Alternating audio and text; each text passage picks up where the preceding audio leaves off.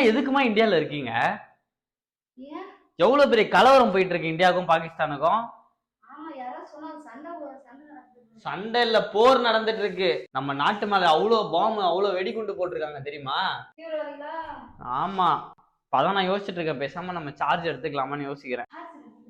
Charger இல்லம்மா, போய் Indian ஆர்மில திருப்பி சேர்ந்துடலாமான்னு இருக்கேன்.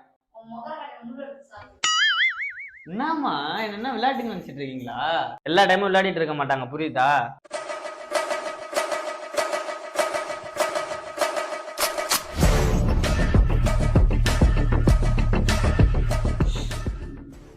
சார் எடுத்துருவாங்க போங்க.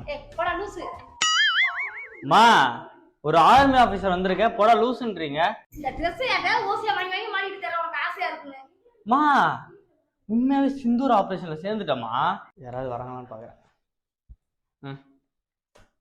இந்தாங்க புடிங்க, வீட்டுல காய்கறி செலவுக்கு வச்சுக்கோங்க. இந்தியா ஆர்மியில சேர்ந்ததுனால எனக்கு 50,000 தான் அட்வான்ஸ். சம்பளம் எனக்கு 1.5 லட்சம் தரேன்னு சொல்லியிருக்காங்க. இதுவே பாகிஸ்தான் ஆர்மியில சேர்ந்தா எனக்கு 10 லட்சம் ரூபாய் தரேன்றாங்க. ஏன் 1.5 லட்சம் எங்க இருக்கு, 10 லட்சம் எங்க இருக்கு? நம்ம நாட்டுக்கு அவங்க தீவிரவாதி தானே? ஆமா தீவிரவாதி. அவங்க கிட்ட போய் சேர்றேன்னு சொல்றியா? என் இந்திய தேசம் இது, ரத்தம் சிந்திய தேசம் இது, காந்தி மகாத்மா கட்டிய பூமி இது.